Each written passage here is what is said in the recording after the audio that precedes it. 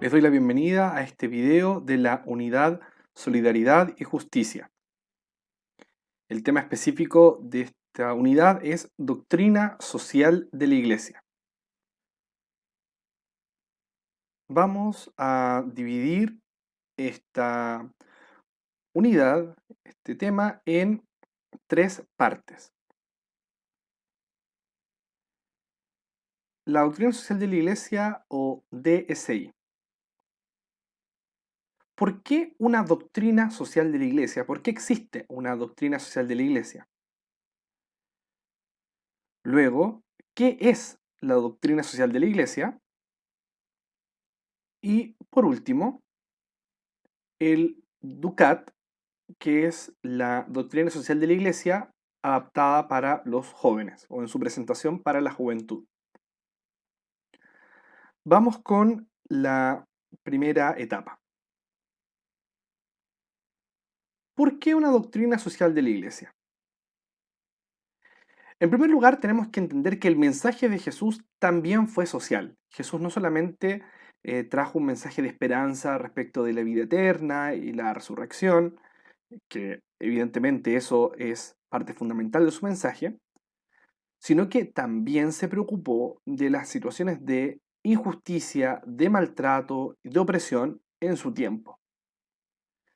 Hay diversas, no solo parábolas, como mensajes, como discursos, sino también en su acción, él se acerca a los personajes, a las categorías sociales de su tiempo, que eran excluidos. Por ejemplo, las mujeres, los niños, los enfermos, los extranjeros, los no judíos también. Jesús tenía una cercanía con aquellos que estaban, se sentían y eran excluidos dentro de la sociedad de su tiempo. Y Jesús, en su mensaje y en su acción, muestra la importancia de la fraternidad, la importancia de sentirnos y ser hijos e hijas del mismo Dios, del mismo Padre. Por eso, las enseñanzas de la Iglesia también van en sintonía con los nuevos tiempos y los nuevos desafíos. En tiempos de Jesús, la problemática ecológica no era una preocupación. Hoy día sí. Distintos temas de bioética, como la clonación, no eran problemas en tiempos de Jesús. Hoy día representan un nuevo desafío intelectual, ético, social. Por lo tanto, la Iglesia también toma este mensaje de Jesús, este mensaje que también fue social en Jesús, no exclusivamente social, pero que también fue social, y lo lleva a nuestros tiempos para aplicarlo a las necesidades actuales. Esto recordando siempre que la Iglesia tiene un rol social. La Iglesia ya lo manifestaba en los primeros siglos, una preocupación por aquellos más desfavorecidos dentro de la sociedad y que lo ha mantenido en el tiempo. La Iglesia ha sido una de las instituciones que más ha colaborado en la protección y en la dignidad de las personas a lo largo de la historia. Cuando regímenes totalitarios en distintos países eh, oprimían, y todavía hoy oprimen a sectores de la población, la Iglesia en esos países también ha tomado y sigue tomando un rol, un compromiso social. ¿Lo puede hacer mejor? Definitivamente, pero es innegable que lo ha hecho. Entonces, a raíz de esto, a raíz del mensaje de Jesús, del compromiso social y del rol social que tiene que tener la Iglesia, y estas distintas enseñanzas que van apareciendo, estas nuevas reflexiones, entonces aparece la doctrina social de la Iglesia como el conjunto de eh, reflexiones, de declaraciones de los papas y también del apoyo de expertos para poder tomar posición respecto a problemáticas sociales. ¿Qué es específicamente la doctrina social de la Iglesia? Bueno, es la historia del magisterio eclesial con un enfoque social. El primer papa en desarrollar un documento que tuviera que ver específicamente con problemáticas sociales fue el Papa León XIII en el año 1891 con la Rerum Novarum o el tema de la cuestión social. Ya entonces desde finales del siglo XIX aparece esta preocupación de un papa por no ya exclusivamente la salvación de las almas, sino también la preocupación por las condiciones de vida de las personas. Y no solamente de los católicos, sino de la sociedad en su conjunto, especialmente de los más pobres.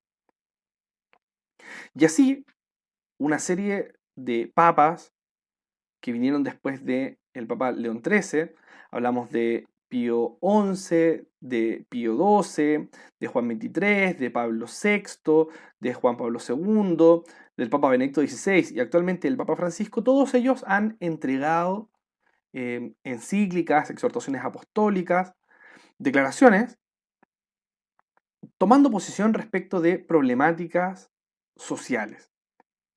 Esta entonces es una mirada del magisterio con enfoque social. La preocupación por la salvación de las almas sigue siendo el tema propio de la Iglesia, pero también se suma este nuevo desafío, el poder elaborar una serie de reflexiones y de invitación a la acción en torno a las problemáticas sociales. Estas son las fuentes de la doctrina social de la Iglesia, los mensajes que han entregado los papas y también el aporte de expertos que han ido construyendo esta gran biblioteca de reflexiones, de tomas de postura y de invitación a la acción en torno a cuestiones sociales.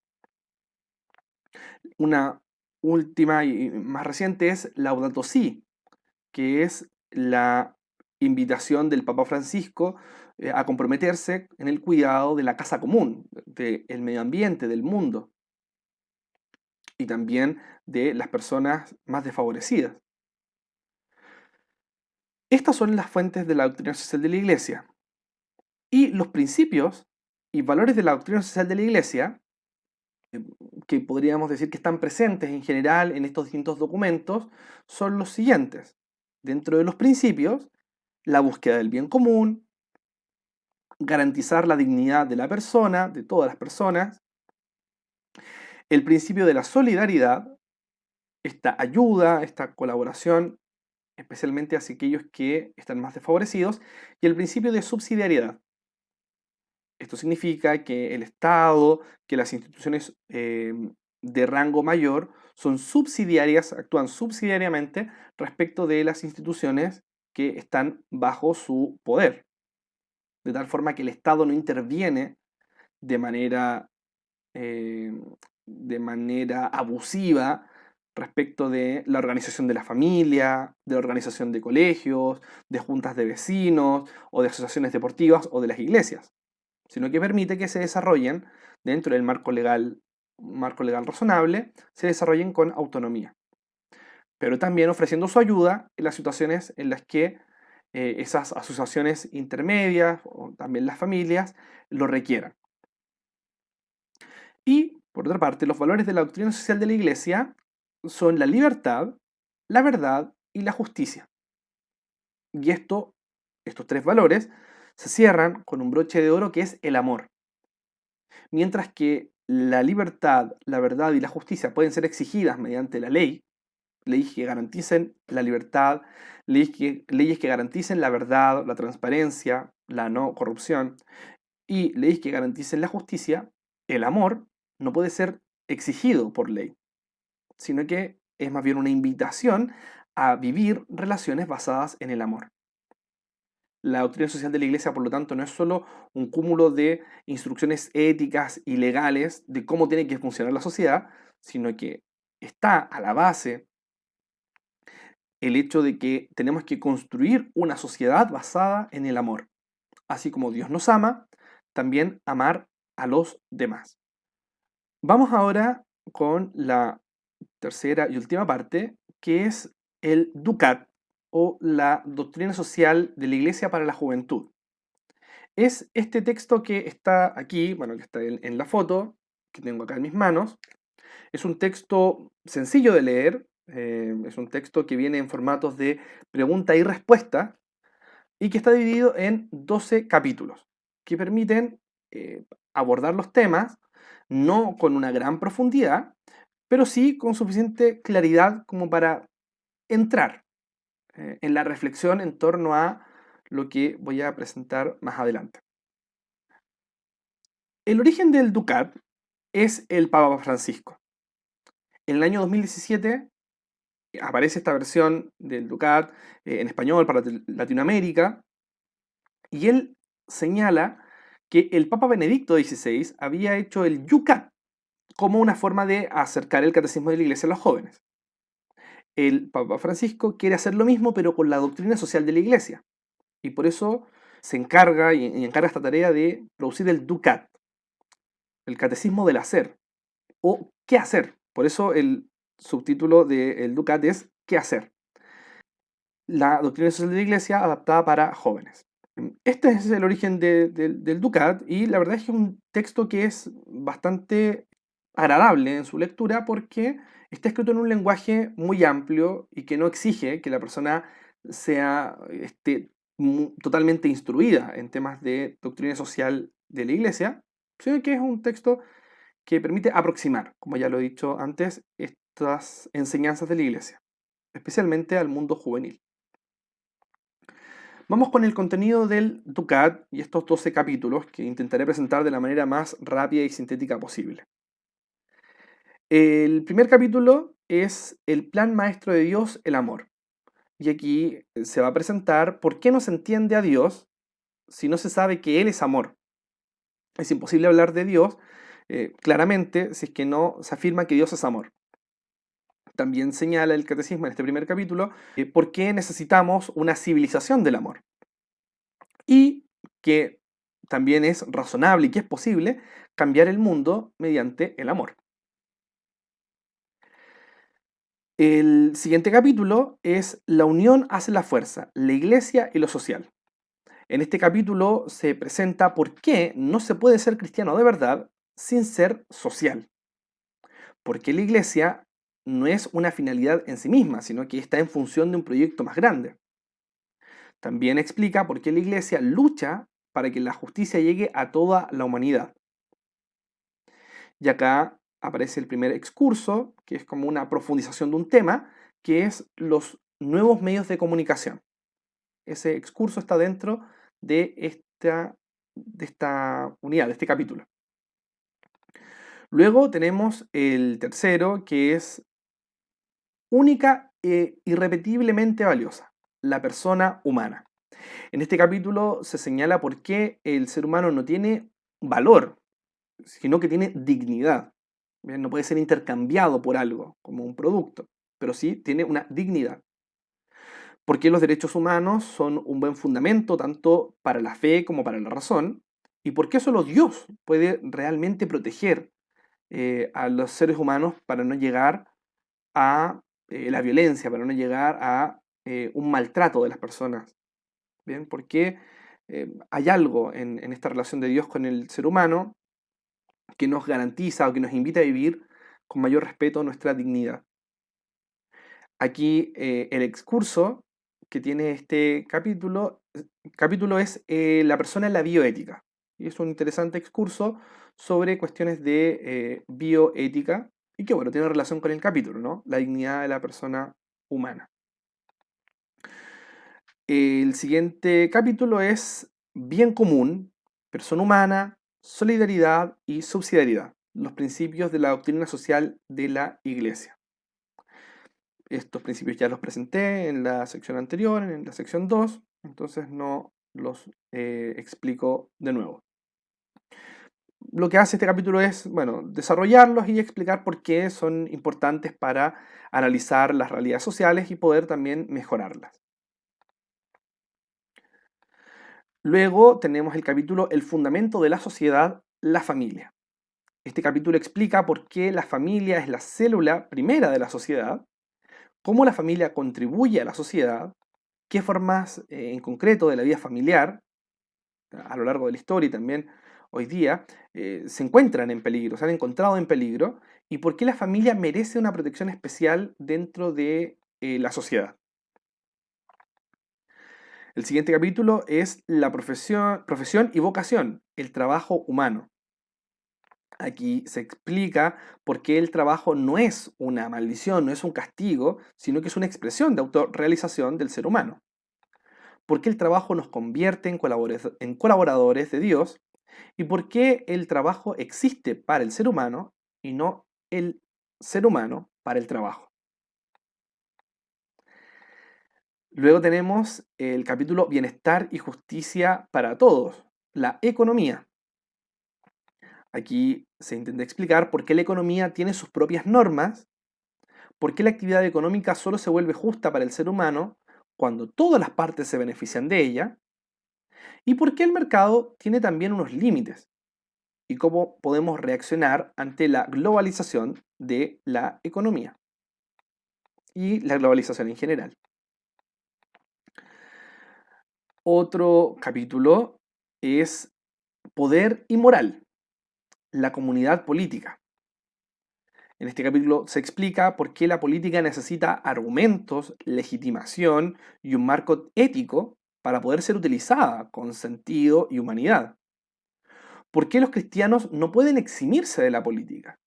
Y acá es interesante porque se hace un llamado a la participación, a la sana participación política. ¿Por qué los cristianos han de luchar por la justicia y la libertad de todos?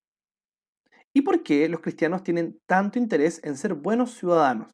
¿O por qué debieran tener tanto interés en ser buenos ciudadanos?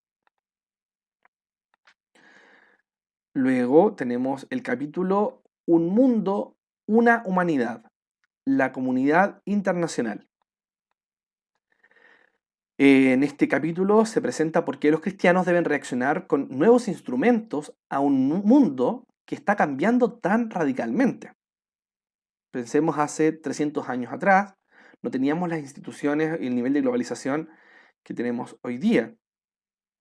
Precisamente por eso es que frente a una nueva forma de relacionarnos internacionalmente también tienen que surgir nuevos instrumentos, nuevas instancias. También se explica en este capítulo por qué la Iglesia tiene una opción preferencial por los pobres y cómo se puede organizar una colaboración global entre los distintos estados, entre los distintos países. Aquí se ofrecen dos excursos. ¿Qué es la pobreza? ¿Qué es el fenómeno de la pobreza? Y el excurso de bienes públicos globales y bienes comunes universales.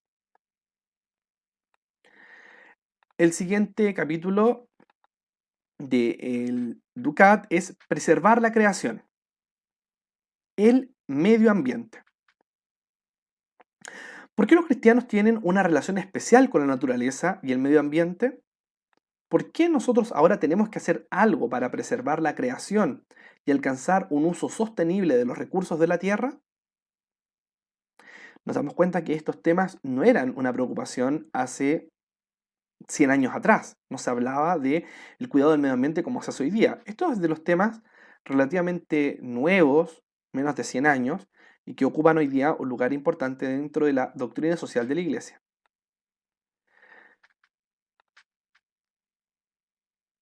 El siguiente capítulo es Vivir en libertad y sin violencia, la paz. Este capítulo explica por qué los cristianos necesitamos a Dios para poder alcanzar una paz fundamental y duradera. ¿Por qué la Iglesia debe promover la paz y cómo puede actuar para la reducción progresiva de los conflictos? También explica por qué un pacifismo radical no resuelve realmente los conflictos y explica también en qué situaciones se debe recurrir como último remedio a las armas, a la guerra. En este capítulo se presenta el excurso respecto de la libertad de la investigación y su posible mal uso. Aquí podemos imaginar, por ejemplo, el uso de la energía nuclear y cómo eso se puede convertir en armas nucleares. Y por último, el último capítulo del Ducat es el compromiso personal y colectivo, practicar la caridad. En este capítulo se explica por qué los cristianos deben comprometerse y dónde se reclama su implicación, su compromiso específico. Bueno, en la iglesia, en la sociedad, ante la necesidad social y los conflictos sociales, en partidos políticos y en distintas asociaciones, es decir, en todos los espacios.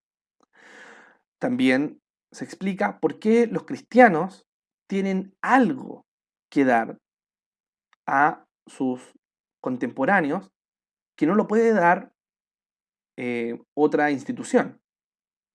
Y la respuesta que está a la base es el mensaje de Jesús y nuestras relaciones fraternas. La invitación a vivir en una sociedad basada en el amor.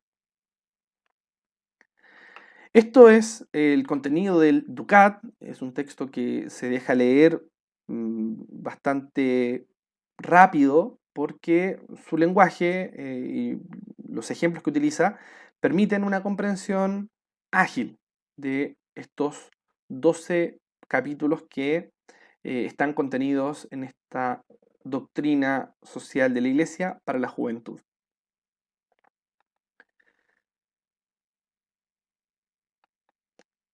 Dicho esto, muchas gracias por haber visto este video de la unidad, solidaridad y justicia, doctrina social de la Iglesia. Espero que esta unidad les anime a poder entrar y conocer más sobre la doctrina social de la Iglesia a través de este texto, este hermoso texto, el Ducat, y que también las enseñanzas sociales contenidas en este catecismo social o doctrina social de la Iglesia nos permitan construir una sociedad más justa, una sociedad más fraterna. Que les vaya muy bien y que Dios les bendiga.